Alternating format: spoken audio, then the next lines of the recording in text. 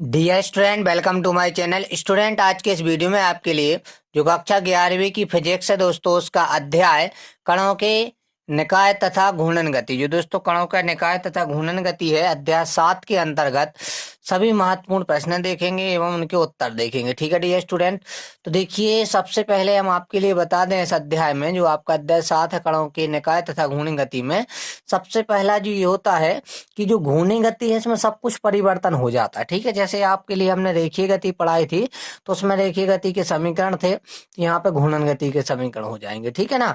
तो क्या अंतर है रेखीय गति और घूर्णी गति में, आप समझ लीजिएगा। ठीक है, यहाँ से आपके लिए क्वेश्चन आते हैं और आप शब्दों के लिए आप उनमें अंतर नहीं समझ पाते कि ये इसका मतलब क्या है। ठीक है, तो देखिए, रेखीय गति में हम यूज क्या करते थे डियर स्टूडेंट, विस्थापन यूज करते थे। ठीक है, अब यहाँ पर हम यूज क्या करेंगे, कोणीय विस्थापन करेंगे। ठीक है, तो जो रेखीय विस्थापन था उसको अपन एक्स से दर्शाते थे, कोणीय विस्थापन को हम थीटा से प्रदर्शित करेंगे। ठीक है, जो रेखीय वेग है वो होता था आपका dx बाय dt, है ना। रेखीय जो वेग था v बराबर, वो क्या था आपके लिए, जो तय किया गया विस्थापन और समांतराल को भाग देना पड़ता था अपन के लिए। ठीक है ना, तो ये dx बाय dt होता था। यहाँ पे कोणीय वेग होगा, कोणीय वेग होगा ओमेगा बराबर डी थीटा बाय dt। ठीक है, कोणीय वेग क्या होगा, डी थीटा बाय dt। मतलब जहां पे रेखीय वेग वहां पे हम कोणीय वेग यूज करेंगे। जो आपका रेखीय त्वरण है ये होता था वेग में परिवर्तन की दर बटे समय अंतराल, यानी dv बाय dt। तो यहाँ पे हम कोणीय त्वरण का यूज करेंगे। ठीक है, मतलब कोणीय वेग में परिवर्तन की दर बटे समय अंतराल, मतलब डी ओमेगा बटे dt। ठीक है, ये आप ध्यान रखना। उसके बाद हम बात करते हैं द्रव्यमान की। तो रेखीय गति में हम द्रव्यमान यूज करते थे। ठीक है ना, और बल के लिए एफ यूज करते थे। यहाँ पे हम आपके लिए बता दें कि जो जड़त्व गुण है उसके लिए हम आई यूज करेंगे, बल आघूर्ण है उसके लिए हम टाउ सी यूज करेंगे। ठीक है, यहाँ पे बल था, यहाँ पे बल आघूर्ण करेंगे। ठीक, उसके बाद जो रेखीय संवेग था वो था पी बराबर एम भी, यहाँ पे कोणीय संवेग हो जाएगा, जिसके लिए हम यहाँ से टाउ से प्रदर्शित करेंगे। तो ये जो हो जाएगा वो हो जाएगा आई इंटू ओमेगा। ठीक है, क्या हो जाएगा, आई इंटू ओमेगा। उसके बाद करते हैं डियर स्टूडेंट बल के सूत्र की। तो बल का सूत्र होता है डीपी बाई डी टी। तो यहाँ पे बल गुण का सूत्र हो जाएगा यहाँ पे ये डीजे बाय डी टी। क्या हो जाएगा, डीजे बाय डी टी। ठीक है, अब बात करते हैं हम गतिज ऊर्जा की। तो रेखीय गति में होती थी गतिज ऊर्जा, यहाँ पे होगी घूर्णन गतिज ऊर्जा। घूर्णन गतिज ऊर्जा को हम 1/2 आई ओमेगा स्क्वायर से प्रदर्शित करते हैं। अब देखिए डियर स्टूडेंट, यहाँ पे हमने रेखीय गति के समीकरण सीखे थे। v बराबर यू प्लस ए टी पहला था, s बराबर U T plus half A T square दूसरा था, और बी स्क्वायर बराबर यू स्क्वायर प्लस 2a तीसरा था। इनका हमने निगमन सीखा है। तो उसी प्रकार हम घूर्णन गति में भी 3 समीकरण होते हैं। पहला होता है ओमेगा बराबर omega not plus alpha T. मतलब कहने का ये है डियर स्टूडेंट कि जहां पे आपका ये भी हो, भी की जगह पे आपको क्या रखना है डियर स्टूडेंट, ओमेगा रखना है। भी की जगह पे क्या रखना है डियर स्टूडेंट, ओमेगा रखना है। ठीक है, उसके बाद जो आपका यू है, यू की जगह आपको ओमेगा नॉट रखना है, प्लस जो आपका ए है, ए की जगह आपको अल्फा रखना है, टी की जगह आपको टी रखना है। तो प्रथम समीकरण बन जाएगा जो घूर्णन गति का, वो हो जाएगा ओमेगा बराबर omega not plus alpha T, omega बराबर omega not plus alpha T. ठीक है, इसी प्रकार एस बराबर यू की जगह आप ओमेगा नॉट रखिएगा, टी रखिएगा, plus half alpha A T square हो जाएगा। ये देखिएगा थीटा बराबर है ना, और एस की जगह पे आपको थीटा प्रदर्शित करना पड़ेगा, है ना। तो थीटा बराबर यू टी प्लस है 1/2 अल्फा ए टी स्क्वायर, ये घूर्णन गति का द्वितीय समीकरण हो जाएगा। अब देखिए रेखा गति का तृतीय समीकरण क्या था, बी स्क्वायर बराबर स्क्वायर प्लस 2as। तो यहाँ पे हो जाएगा ओमेगा स्क्वायर बराबर omega not square plus 2 alpha theta. ठीक है स्टूडेंट, तो इस प्रकार हमने आपके लिए जो घूर्णन गति है इसमें जो शब्द यूज होना है, इन सब के अर्थ और सूत्र बता दिए है। ठीक है स्टूडेंट, अब हम चलते हैं यहाँ पे और देखते हैं कि जो घूर्णन गति है ये कहलाती क्या है। ठीक है ना, लिखा हुआ है घूर्णन गति। तो ये घूर्णन गति कहलाती क्या है, इसको हम देखते हैं। यहाँ से आपको क्वेश्चन पूछा जाएगा, घूर्णन गति किसे कहते हैं। तो डी स्टूडेंट, यदि हम बात करें घूर्णन गति की, तो घूर्णी गति है जो, वो घूर्णी गति क्या कहलाती है कि जब कोई पिंड बल लगाए जाने पर, जब कोई पिंड आपका क्या है बल लगाए जाने पर अपने में से जाने वाले जो किसी भी अक्ष के परितः घूमने लगता है। मतलब जब कोई भी पिंड हो उस पर हम बल लगाएं तो वो अपने में से जो जाने वाला कोई भी अक्ष है, जो उसमें से अक्ष जा रहा है ना, उस पिंड में से उस अक्ष के परितः क्या है, घूमने लगता है। तो इस प्रकार की जो गति को हम घूर्णी गति कहते हैं। समझ गए डियर स्टूडेंट, जैसे पंखे के ब्लेडों की गति, आप पंखा में देखा होगा किस तरीके से चलता है पंखा, और उसकी पहिए की गति, वो पूरा उसका अक्ष घूमता है, साथ ही साथ उसके परितः पूरा पंखा घूमता है। तो घूर्णी गति की परिभाषा क्या होगी डियर स्टूडेंट, कि जब कोई पिंड बल लगाए जाने पर अपने में से जाने वाले अक्ष के परितः घूमने लगता है तो गति घूर्णी गति कहते हैं। ठीक है, तो इस प्रकार की जो गति होती है उसी को हम क्या कहते हैं, घूर्णी गति कहते हैं। आपके लिए उदाहरण भी दिया हुआ है। अब नेक्स्ट क्वेश्चन है डियर स्टूडेंट कि बल आघूर्ण किसे कहते हैं। बहुत इंपॉर्टेंट क्वेश्चन है, यहाँ से पूछा जाता है कि बल आघूर्ण किसे कहते हैं। ठीक है, तो आपके लिए बता दें डियर स्टूडेंट, तो जो किसी बल द्वारा, यानी कोई भी बल है तो उस बल द्वारा किसी पिंड को, है ना, किसी पिंड को किसी अक्ष के परितः जो घूमने के प्रभाव को बल आघूर्ण कहते हैं। मतलब जो घूम रहा है उससे जो प्रभाव उत्पन्न हो रहा है उसी को हम बल आघूर्ण कहेंगे। मतलब किसी बल द्वारा किसी पिंड को किसी अक्ष के परितः घुमाने के लिए या घुमाने के जो प्रभाव को बल की आघूर्ण की, है ना, यहाँ पे आवश्यकता पड़ती हुई किसी भी बल की, तो उसको बल आघूर्ण कहते हैं। तो कहने का मतलब क्या है, किसी बल द्वारा किसी पिंड को किसी अक्ष के परितः घूमने के प्रभाव को पर क्या कहते हैं, बल आघूर्ण कहते हैं। ठीक है ना डियर स्टूडेंट, बल आघूर्ण की परिभाषा समझ में आ गई। अब आपके लिए बता दें तो इसे हम किससे दर्शाते हैं डियर स्टूडेंट, टाउ से दर्शाते हैं, है ना, प्रदर्शित करते हैं। और इसका ऐसा मात्रक न्यूटन मीटर होता है। इसका ऐसा मात्रक क्या होता है, न्यूटन मीटर। और विमेय सूत्र होता है बल आघूर्ण का mL/T-2। ठीक है डियर स्टूडेंट, तो इस प्रकार आपके लिए बल आघूर्ण बता दिया है।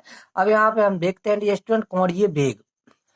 तो डियर स्टूडेंट इस अध्याय का बहुत ही महत्वपूर्ण प्रश्न है, कोणीय वेग तथा कोणीय त्वरण की परिभाषा लिखी। मतलब कोणीय वेग की और कोणीय त्वरण की आपको परिभाषा लिखना है। ठीक है डियर स्टूडेंट, तो ध्यान से देखिएगा हम कोणीय वेग की परिभाषा किस तरीके से लिखते हैं। तो आपके लिए बता दें डियर स्टूडेंट, जो कोणीय वेग है ये कोणीय विस्थापन में परिवर्तन की दर को कोणीय वेग कहते हैं। कोणीय विस्थापन में परिवर्तन की दर को कोणीय वेग कहते हैं। इसे ओमेगा से प्रदर्शित करते हैं और इसका मात्रक रेडियन सेकंड है। इसका विमेय सूत्र m0L/T-1 है। ठीक है डियर स्टूडेंट, बहुत सरल है इसका विमेय सूत्र। कोणीय विस्थापन में परिवर्तन की दर को कोणीय वेग कहते हैं। इसे ओमेगा से प्रदर्शित करते हैं। इसका मात्रक रेडियन सेकंड है। ठीक है डियर स्टूडेंट, क्या है आपका, रेडियन सेकंड है। ठीक है, तो इस प्रकार आपके लिए हमने कोणीय वेग की परिभाषा आपके लिए बता दी है। कोणीय वेग का सूत्र होता है ओमेगा बराबर कोणीय विस्थापन बटे डियर स्टूडेंट आपका समय अंतराल हो जाएगा। अब आपके लिए हम बता दें डियर स्टूडेंट कोणीय त्वरण की परिभाषा, है ना, कि कोणीय त्वरण क्या कहलाता है। तो आपके लिए बता दें डियर स्टूडेंट कि जो घूर्णन गति में समय के साथ कोणीय वेग में जो परिवर्तन की दर होती है, मतलब कोणीय वेग में जो परिवर्तन की दर है ना, समय के साथ कोणीय वेग में परिवर्तन की दर को अपन कोणीय त्वरण कहते हैं। ठीक है, तो कोणीय गति में समय के साथ कोणीय वेग में परिवर्तन की दर को कोणीय वेग कहते हैं, सॉरी कोणीय त्वरण कहते हैं डियर स्टूडेंट, कोणीय त्वरण कहते हैं। ठीक है, मतलब घूर्णन गति में जो समय के साथ कोणीय वेग में परिवर्तन की दर होता है उसको हम कोणीय त्वरण कहते हैं। इसका मात्रक रेडियन सेकंड स्क्वायर है। ठीक है, उसका विमेय सूत्र m0L/T-2 है। ठीक डियर स्टूडेंट, तो इस प्रकार हमने आपके लिए कोणीय वेग और कोणीय त्वरण की परिभाषा बता दी है। आगे देखते हैं डियर स्टूडेंट, कुछ और महत्वपूर्ण प्रश्न है। अब डियर स्टूडेंट, जैसा वहां पर रेखीय संवेग से क्या तात्पर्य था, वैसे यहाँ पे आ गया कोणीय संवेग से क्या तात्पर्य है ना, घूर्णन गति में। तो किसी कण के रैखिक संवेग का किसी घूर्णन अक्ष के परितः जो आघूर्ण होता है वो कण का कोणीय संवेग कहलाता है। मतलब जो परितः आघूर्ण होता है कोई भी अक्ष के, उसके परितः जो आघूर्ण होता है उसी को क्या कहते हैं, उस कण का हम क्या कहते हैं, संवेग कहते हैं। ठीक है, और जो आपका कोणीय संवेग है डियर स्टूडेंट, कोणीय संवेग क्या होता है, रेखीय वेग गुणित घूर्णन अक्ष की लंबवत दूरी। कहने का मतलब ये है कि कोणीय वेग और संवेग बराबर रेखीय वेग, यानी कि डियर स्टूडेंट आपका ओमेगा गुणित घूर्णन अक्ष से लंबवत दूरी, कुछ भी हो सकती है। ठीक है डियर स्टूडेंट, इस प्रकार ये कोणीय संवेग हो गया। अब हम बात करते हैं डियर स्टूडेंट कि जो आपका कोणीय संवेग है इसका मात्रक तो आपके लिए बता दिया जूल सेकंड है, या एक सदिश राशि है। अब हमें समझना है कि जो जड़त्व गुण है इससे क्या तात्पर्य, जो बल लगता है अपना घूर्णन गति में उससे क्या तात्पर्य। तो हमने क्या कहा डियर स्टूडेंट कि किसी पिंड का एक निश्चित घूर्णन अक्ष के परितः, कोई भी पिंड है उसका निश्चित घूर्णन अक्ष के परितः जो जड़त्व गुण उसके विभिन्न कणों के द्रव्यमानों तथा घूर्णन अक्ष से उसकी संगत दूरियों के वर्गों के गुणनफल के योग के बराबर होता है। मतलब हमारा डियर स्टूडेंट ये है कि जो जड़त्व गुण है वो कोई भी पिंड है उसका निश्चित घूर्णन अक्ष के परितः जड़त्व गुण उसके विभिन्न कणों के द्रव्यमानों तथा घूर्णन अक्ष से उसकी संगत दूरी के वर्गों के गुणनफल के योग के बराबर होता है। ठीक है डियर स्टूडेंट, आपका जड़त्व गुण हो गया। अब हम बात करते हैं जड़त्व गुण का सूत्र, तो इसको आई से दर्शाते हैं। तो आई बराबर होता है सिग्मा mr। ठीक है, इसका मात्रक होता है किलोग्राम मीटर स्क्वायर। विमेय सूत्र होता है m1L/T-0। ठीक है, अब इसके भौतिक महत्व की बात करें जड़त्व गुण का, तो भौतिक महत्व क्या है जड़त्व गुण का, कि जो घूर्णन गति में वस्तु का जड़त्व आघूर्ण जितना अधिक होगा अवस्था परिवर्तन के लिए उतना ही अधिक बल आघूर्ण लगता है। मतलब यदि हमें अवस्था परिवर्तन करना है तो बल लगाना पड़ेगा। ठीक है, अब हम डियर स्टूडेंट जो जड़त्व गुण इसकी निर्भरता के कारक देख लेते हैं। तो पहला है पिंड के द्रव्यमान पर निर्भर करता है, बिना पिंड के द्रव्यमान के हम उसको नहीं निकाल सकते। दूसरा दूरी पर, ठीक है, दूरी के बिना भी हम इसका क्या नहीं निकाल सकते डियर स्टूडेंट, इसका हम जड़ता गुण नहीं बता सकते, ठीक है। तो इस प्रकार हमने आपके लिए यहाँ पे अध्याय 7 के अभी तक जड़ता गुण बता दिए हैं, ठीक है। अब डी स्टूडेंट यदि हम बात करें तो आपका जो जड़त्व तथा जड़त्व गुण इसमें अंतर पूछा जाता है, तो यहाँ से आप ध्यान से देख लीजिएगा कि रैखिक गति में ये महत्वपूर्ण है, ये घूर्णन गति में महत्वपूर्ण है, ठीक है ना। यह वस्तु के द्रव्यमान पर निर्भर करता है या कण के द्रव्यमान के घूर्णन अक्ष से अधिक लंबवत दूरी पर निर्भर करता है। अंतर है, ध्यान से समझिएगा। और ये किसी वस्तु का जो जड़त्व नियम है वो होता है, और भिन्न भिन्न वस्तुओं के घूर्णन अक्ष के सापेक्ष जड़त्व नियम आपका जो होता है वो अलग अलग हो जाता है, भिन्न भिन्न हो जाता है जड़ता गुण, ठीक है। तो यहाँ पे डिफरेंस क्वेश्चन है, अच्छे से ध्यान से स्क्रीनशॉट ले लीजिएगा। यदि पीडीएफ चाहते हैं तो आप कमेंट में बताइएगा। उसके बाद डी स्टूडेंट बताया आपके लिए कि जो भी वस्तु है उसका जड़त्व केवल उसके द्रव्यमान पर ही निर्भर करता है ना, तो किसी वस्तु का जो जड़ता गुण है उसके द्रव्यमान तथा गुणन अक्ष के परिता सापेक्ष द्रव्यमान पदों में निर्भर करता है, ठीक है डी स्टूडेंट। तो इस प्रकार हमने ये आपके लिए जो जड़त्व और जड़ता गुण इसमें अंतर बताएं, फिर से समझिएगा। ये रैखिक गति महत्वपूर्ण है, ये घूर्णन गति महत्वपूर्ण है, ये वस्तु के द्रव्यमान पर निर्भर करता है, ये कण के द्रव्यमान पर निर्भर करता है। उसके बाद ये स्टूडेंट अगला है आपके लिए कि किसी वस्तु का जड़त्व नियम होता है, इसमें लिख देना भिन्न भिन्न नियम होता है इसका, है ना। और किसी वस्तु का जड़त्व केवल उसके द्रव्यमान पर निर्भर करता है। यहाँ पे आप ध्यान रखिएगा, सबसे निर्भर जो करता है वो किस पर निर्भर करता है, जो जड़ता गुण है आपका, वो आपके लिए ध्यान रखना कि डी स्टूडेंट दूरी पर भी निर्भर करता है, ठीक है। तो इस प्रकार आपके लिए हमने यहाँ पे अभी तक बता दिए है। उसके बाद यदि बात करें ये स्टूडेंट, तो क्वेश्चन है कि पेंचकस का हत्था चौड़ा बनाया जाता है क्यों। पेंचकस का जो हत्था है वो चौड़ा बनाया जाता है क्यों, ये बताना है आपको। तो आप लिखना कि क्योंकि ऐसा करने से आरोपित बल की दिशा रेखा के अक्ष से लंबा दूरी बढ़ जाती है, जिससे फलस्वरूप बलागुण का मान बढ़ जाता है, अतः पेंचकस से आसानी से खींचना आसान होता है। कहने का मतलब यही है कि पेंचकस का जो हत्था चौड़ा है वो क्यों बनाया जाता है, तो आप यही लिखना कि क्योंकि ऐसा करने से आरोपित बल की क्रिया है जो डी स्टोन क्रिया रेखा वो अक्ष के लंबवत होने लगेगी तथा दूरी बढ़ जाती है, ठीक है, जिससे फलस्वरूप बलागुण का मान बढ़ जाता है, अतः पेंच से घूमने लगता है, ठीक है। पेंचकस ज्यादा अपन घुमाते हैं तो कोई भी नट हो वो कस जाता है या फिर खुल जाता है, ठीक है। तो ये आपके लिए क्वेश्चन काफी इंपोर्टेंट था, ध्यान से लिखिएगा इसको। डियर स्टूडेंट, इस वीडियो में हम सभी क्वेश्चन बता रहे हैं तो ध्यान से आप समझते जाइएगा। जल पंप का हत्था लंबा क्यों होता है, तो आपके लिए बता रहे हैं दोस्तों कि हत्था लंबा होने से हत्थे की पिस्टल से लंबा तो दूरी अधिक हो जाती है, और क्रिया रेखा के अक्ष से लंबा दूरी का अधिक बढ़ने से कारण प्रबल गुण का मान क्या है, बढ़ जाता है। तो हमारा कहने का ये है कि आप पहले नंबर जड़ता गुण है जो आपका उसका मतलब ध्यान से आप बताइए कि जल पंप का हत्था लंबा क्यों होता है। तो आप बताइए कि हत्था के लंबे होने से हाथे जो हंसते हैं उसकी प्रस्थ से लंबा दूरी अधिक हो जाती है, जिससे नट नहीं खुलता है। और क्रिया रेखा की जो अक्ष से लंबा दूरी है, कोई भी क्रिया रेखा है उसकी यदि अक्ष की लंबा दूरी है तो होने से उसका वाला गुण का मान क्या होता है डी स्टूडेंट, बढ़ जाता है, ठीक। 9वां प्रश्न है कि पाने की सहायता से, जो पाना वगैरह होते हैं आपने देखा होगा मोटर में, पाना से नट खोलना आसान क्यों होता है। आपका पाना लिया, आपने नट खोला, तो वो आसान क्यों है ये आपको यहाँ पे बताना है फिजिक्स में, कक्षा 11वीं फिजिक्स में।